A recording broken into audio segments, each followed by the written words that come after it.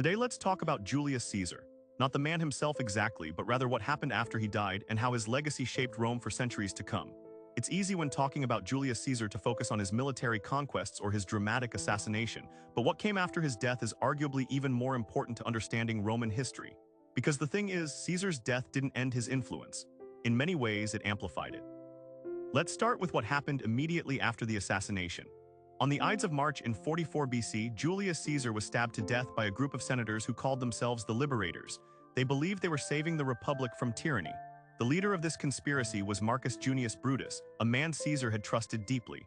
Also involved was Gaius Cassius Longinus, along with dozens of other senators.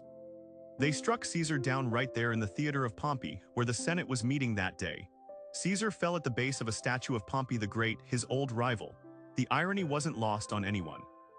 Now the conspirators had a plan for the assassination itself, but they didn't really have a solid plan for what came after. They seemed to believe that once Caesar was dead, the Republic would just naturally restore itself to its former glory. They thought people would celebrate them as heroes. They were wrong, spectacularly wrong. The Roman people didn't celebrate. They were shocked, confused, and increasingly angry. Caesar had been popular with the common people. He'd given them land, grain, entertainment, and hope. The senators who killed him represented the old aristocracy, the same people who'd been hoarding power and wealth for generations. The immediate aftermath was chaotic. The assassins had to barricade themselves on the Capitoline Hill because they feared the public's reaction. They tried to rally support by shouting about liberty and the Republic, but nobody was buying it. Meanwhile, Mark Antony, who had been Caesar's right-hand man and co-consul, seized the initiative. He was a clever politician, and he understood public sentiment better than the assassins did. He negotiated with the conspirators and managed to get his hands on Caesar's will and personal papers. This would prove crucial. Few days after the assassination, Antony gave a funeral speech for Caesar. You might know this speech from Shakespeare's play, where Antony says he comes to bury Caesar, not to praise him, and then proceeds to praise him extensively while turning the crowd against the assassins. Shakespeare wasn't making that up. The real Antony did essentially the same thing. He read Caesar's will aloud to the assembled crowd. In it, Caesar left generous gifts to the Roman people. He gave public gardens for their enjoyment. He left money to every citizen. He adopted his great-nephew Octavian as his son and heir. The crowd was moved. Then Antony displayed Caesar's blood-stained toga, pointing out each stab wound, describing how the conspirators had butchered their benefactor. The crowd erupted in rage. They rioted through the streets hunting for the assassins. They burned down houses. They killed a poet named Cinna just because he shared a name with one of the conspirators. The liberators had to flee Rome for their lives. Well, that's the immediate aftermath. But let's talk about the longer-term legacy, because that's where things get really interesting. Caesar's death set off a series of civil wars that would last for over a decade. These wars would ultimately destroy the Republic that the assassins claimed they were trying to save, and in its place would rise something new, the Roman Empire. The man who would create this empire was Caesar's adopted heir Octavian, who would later take the name Augustus. But we're getting ahead of ourselves. First came the power struggle. On one side you had Mark Antony, who was Caesar's loyal supporter and a talented general. On another side you had the assassins, led by Brutus and Cassius, who controlled the eastern provinces and had significant military forces. And then there was Octavian, Caesar's 18-year-old adopted son, who most people initially dismissed as too young and inexperienced to matter. They were wrong about that too. Octavian was shrewd beyond his years. He understood that his greatest asset was his name. He was now Gaius Julius Caesar Octavianus. He was Caesar's son. That meant something to Caesar's veterans, to the common people, and to anyone who had benefited from Caesar's policies. Octavian used that name ruthlessly. He raised an army from Caesar's veterans. He maneuvered himself into political positions. He played the various factions against each other. And when it suited him, he allied with Mark Antony against the assassins. This alliance was called the Second Triumvirate. It included Octavian, Antony, and a third man named Lepidus. Unlike the first triumvirate, which had been an informal arrangement between Caesar, Pompey, and Crassus, the Second Triumvirate was officially recognized by law. The three men divided the Roman world between them and set about consolidating their power. Their first order of business was revenge. They published proscription lists, naming their enemies who could be killed on sight, their property confiscated. It was brutal. Hundreds of senators and thousands of equestrians were murdered. Even Cicero, Rome's greatest orator, was hunted down and killed. His head and hands were nailed to the speaker's platform in the forum as a warning to others. Then the triumvirs turned their attention to the assassins. In 42 BC, at the Battle of Philippi in Greece, the forces of Octavian and Antony crushed the armies of Brutus and Cassius. Both assassins committed suicide after their defeat. The liberators were finished. Caesar was avenged, but the civil wars weren't over, not by a long shot, because now the victors had to divide the spoils and there wasn't enough power to satisfy everyone. Lepidus was pushed aside first. He was given Africa to govern, but he lacked the military strength and political cunning of his partners. When he tried to assert himself, Octavian stripped him of his position and forced him into retirement. That left just Octavian and Antony. Octavian controlled the west, including Italy. Antony controlled the east, including the wealthy provinces of Greece, Asia Minor, and Egypt. For a while, they maintained an uneasy peace. They even arranged a marriage alliance. Antony married Octavian's sister, Octavia, but it wasn't enough to keep them together. The problem was Egypt, specifically Cleopatra. Yes, that Cleopatra. She had been Caesar's lover before his death, and now she became Antony's lover. More than that, she became his partner and ally. Antony spent more and more time in Alexandria, adopting Egyptian customs, having children with Cleopatra, and seemingly turning his back on Rome. Octavian saw his opportunity. He launched a propaganda campaign portraying Antony as a traitor who had been corrupted by an Eastern queen. He claimed Antony planned to move the capital to Alexandria. He said Antony wanted to be a pharaoh instead of a Roman. Whether any of this was true didn't really matter. What mattered was that Romans believed it, or at least enough of them did. In 31 BC, the forces of Octavian and Antony met at the Battle of Actium, a naval engagement off the coast of Greece. Octavian's admiral Agrippa won a decisive victory. Antony and Cleopatra fled to Egypt. The next year, Octavian pursued them. When his forces reached Alexandria, Antony and Cleopatra both committed suicide rather than be captured. Octavian was now the sole ruler of the Roman world. The civil wars were finally over. Rome had peace for the first time in decades, but it was the peace of exhaustion, the peace that comes when everyone else is dead. Now here's where Caesar's legacy really comes into play. Octavian had won, he had supreme power, but he was smart enough to know that openly claiming kingship or dictatorship would be dangerous. After all, that's what had gotten his adoptive father killed. The Romans hated kings. They'd hated them since they expelled the last king, Tarquin the Proud, centuries earlier. Even the word rex, meaning king, was deeply offensive to Roman ears. Caesar himself had been offered a crown and had publicly refused it, though many suspected he actually wanted it. His flirtation with monarchy had been one of the main reasons the conspirators gave for killing him. So Octavian learned from Caesar's mistake. He would have all the power of a king, but he wouldn't call himself one. Instead, he engaged in a brilliant piece of political theater. In 27 BC, he stood before the Senate and announced that he was restoring the Republic. He was giving back all his extraordinary powers. The Senate could govern again. Of course, this was nonsense. The Senate begged him to reconsider. They pleaded with him to continue guiding the state. And reluctantly, after much persuasion, he agreed to accept certain limited powers. Just temporarily, you understand, just until things were stable. The Senate showered him with honors and titles. They gave him the name Augustus, meaning the revered one. They made him princeps, the first citizen. They gave him control of the most important provinces, the ones with the most legions. They gave him the power to propose laws and veto legislation. In practice, he had absolute power. But in theory, he was just a senator helping out the Republic. This was genius. Augustus, as we should now call him, had created a new system of government that looked like the old Republic but functioned as a monarchy. He could do whatever he wanted, but he maintained the fiction that he was just a humble servant of the state. The Senate still met. Consuls were still elected. The old institutions remained, but real power resided with Augustus. This system would last for centuries. Later, Romans would call it the Principate, named after Augustus's title of princeps. Modern historians often just call it the Roman Empire. And here's the thing, Augustus credited all of this to Julius Caesar. He constantly invoked his adoptive father's name. He built temples to the divine Julius. Yes, divine. After Caesar's death, he had been officially declared a god by the Senate. This meant that Augustus wasn't just the son of a great man, he was the son of a god. He called himself Divi Filius, son of the divine. He put it on his coins, he put it in his inscriptions. He made sure everyone knew that his authority came from Caesar. Every subsequent emperor would do the same. They would trace their legitimacy back to Julius Caesar. Let's talk about what Augustus actually did with his power, because this too is part of Caesar's legacy. Augustus ruled for over 40 years until his death in AD 14. During that time, he transformed Rome. He reorganized the army, creating a professional standing force of legions. He established the Praetorian Guard, an elite unit stationed in Rome to protect the emperor. He reformed the provinces, rooting out corruption and improving administration. He built roads, aqueducts, and public buildings.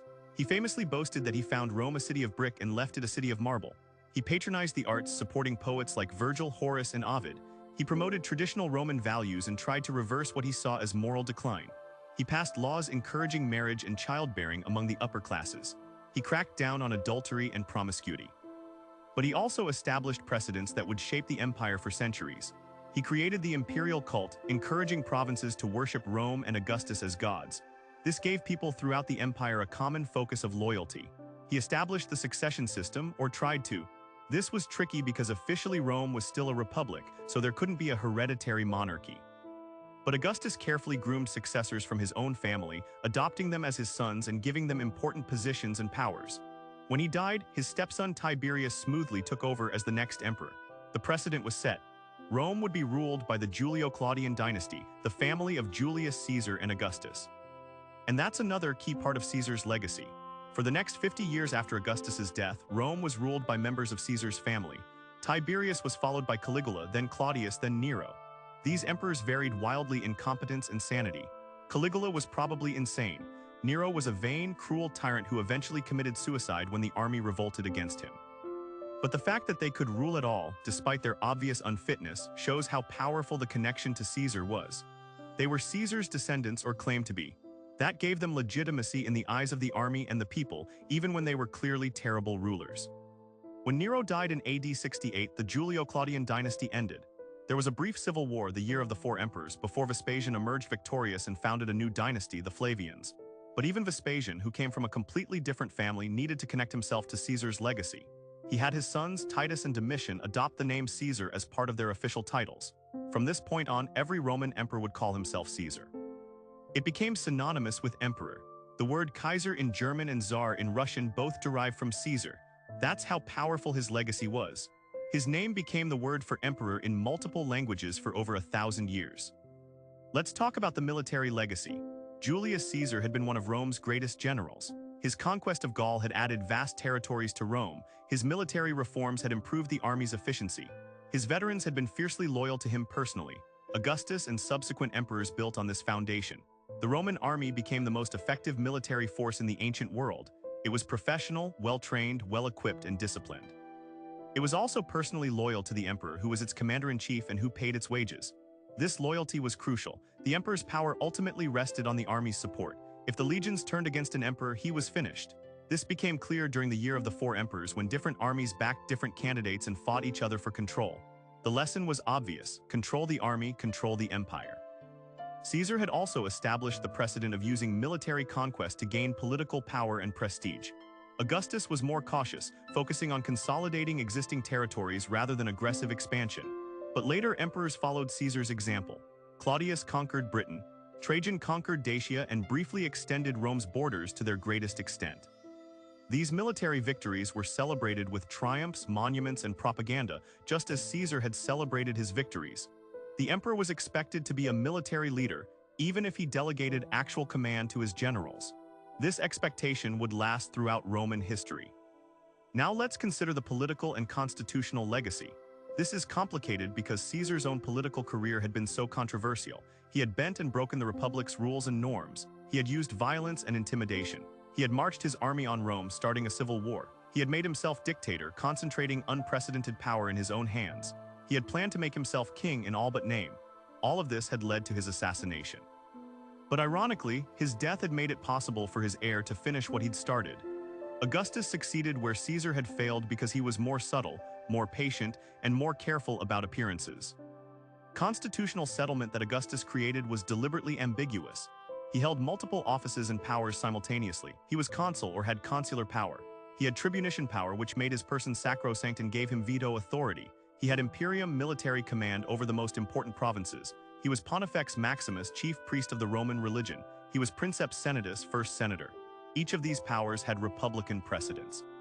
Romans had held these offices before, but nobody had ever held them all at once for life. The combination gave Augustus absolute power while maintaining the fiction of republican government. This ambiguity was intentional. It allowed Augustus to avoid the fate of his adoptive father. He wasn't a king or a dictator. He was just a particularly important senator with a lot of responsibilities. The Senate and the people had given him these powers voluntarily. He could give them back anytime, except he never did, and neither did any of his successors. This constitutional fiction would be maintained for centuries. Emperors would pretend to respect the Senate. The Senate would pretend to have real power. Everyone would pretend that Rome was still a republic, but everyone also knew the truth. The emperor ruled, the Senate advised and administered, the people obeyed. This brings us to another aspect of Caesar's legacy, the transformation of Roman political culture. During the Republic, power had been dispersed among many competing aristocrats. The cursus honorum, the sequence of offices that ambitious men climbed, ensured that no one person could accumulate too much power too quickly. Collegiality meant that most offices were held by multiple people simultaneously, so they could check each other. Term limits meant that even the consuls, the highest officials, only served for 1 year. The Senate, composed of ex-magistrates, provided institutional memory and continuity. This system had worked reasonably well for centuries, though it had always been prone to conflict and gridlock. Caesar had essentially destroyed the system. By making himself dictator for life, he had shown that the republic's checks and balances could be overcome by a determined individual with military backing. Augustus had then rebuilt the system, but with himself permanently at the top. The old competition among aristocrats was over. Now ambitious men competed for the emperor's favor, not for independent power. The cursus honorum still existed, but it led to the emperor's service, not to independent authority. Senators still pursued careers, but their advancement depended on imperial patronage. The Senate still met and debated, but its decisions were subject to the emperor's approval. This fundamentally changed what it meant to be a Roman aristocrat. Under the Republic, a successful senator needed oratory skills to persuade his peers, political acumen to build alliances, and military ability to command armies. Under the Empire, he needed different skills. He needed to flatter the emperor without seeming servile. He needed to be competent enough to be useful, but not so competent as to seem threatening. He needed to navigate court politics and intrigue. Some historians have argued that this transformation weakened the Roman elite, making them less capable and independent. Others argue that it simply changed the nature of political skill, and that imperial administrators were just as talented as republican senators, just in different ways. There's also the cultural legacy to consider. Julius Caesar had been a writer as well as a general and politician. His commentaries on the Gallic Wars and the Civil War were masterpieces of Latin prose. They were clear, direct, and effective. They were also brilliant propaganda, presenting Caesar's actions in the best possible light while seeming objective and factual. Augustus and later emperors followed this example. They understood the importance of controlling the narrative. Augustus wrote his own autobiography, the Res Gesti Divi Augusti, which was inscribed on bronze tablets and displayed throughout the empire. In it, he listed his accomplishments and explained his actions. Like Caesar's commentaries, it was propaganda disguised as objective reporting. The imperial regime also patronized literature and art that supported its ideology. The poet Virgil wrote the Aeneid, an epic poem that traced Rome's origins back to the Trojan hero Aeneas and connected the Julio-Claudian dynasty to Rome's mythical founding. The poem glorified Augustus and presented the empire as the fulfillment of Rome's destiny. Other poets like Horace and Propertius also wrote works praising Augustus and his regime. Sculptors created idealized portraits of emperors, showing them as eternally youthful and godlike. Architects built monuments celebrating imperial victories and virtues. All of this created a culture that reinforced the emperor's authority and legitimacy. But Caesar's legacy wasn't just about politics and culture. It also had profound social and economic effects. The civil wars that followed Caesar's death had devastated Italy and the provinces. Armies had marched back and forth, requisitioning supplies and destroying property. The proscriptions had killed thousands and confiscated vast amounts of wealth. The constant warfare had disrupted trade and agriculture. When Augustus finally brought peace, it was an enormous relief. The Pax Romana, the Roman peace, would last for 2 centuries. During this time, the empire prospered, trade flourished, cities grew, population increased. The provinces were integrated into a common economic system. People could travel safely from Britain to Egypt, from Spain to Syria. All of this was possible because of the political stability that Augustus had created, which in turn was built on Caesar's legacy. This peace came at a cost, though. The empire was maintained by military force. The legions were stationed along the frontiers, defending against barbarian invasions. They were also used to suppress internal revolts. When provinces rebelled, the response was brutal. The Jewish revolt of AD 66 to 73 ended with the destruction of Jerusalem and the enslavement of thousands. The Dacian Wars under Trajan involved massive casualties on both sides. The empire was peaceful, but only because resistance was crushed mercilessly. This too was part of Caesar's legacy. He had shown that Rome could be ruled by military force, and his successors followed his example.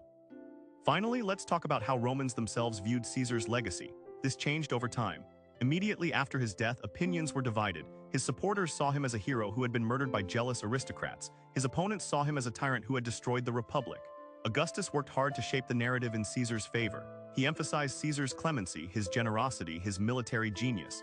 He downplayed Caesar's violations of republican norms. He made Caesar's assassination seem like a crime rather than a justified tyrannicide. And crucially, he had Caesar declared a god, which made criticism of Caesar into sacrilege. As time passed and the Republic receded into memory, Caesar's reputation improved. Later Romans saw him as the founder of the empire, the man who had transformed Rome from a republic into something greater. Writers like Suetonius and Plutarch wrote biographies that, while noting his flaws, generally portrayed him positively. By late antiquity, Caesar was seen as one of Rome's greatest heroes.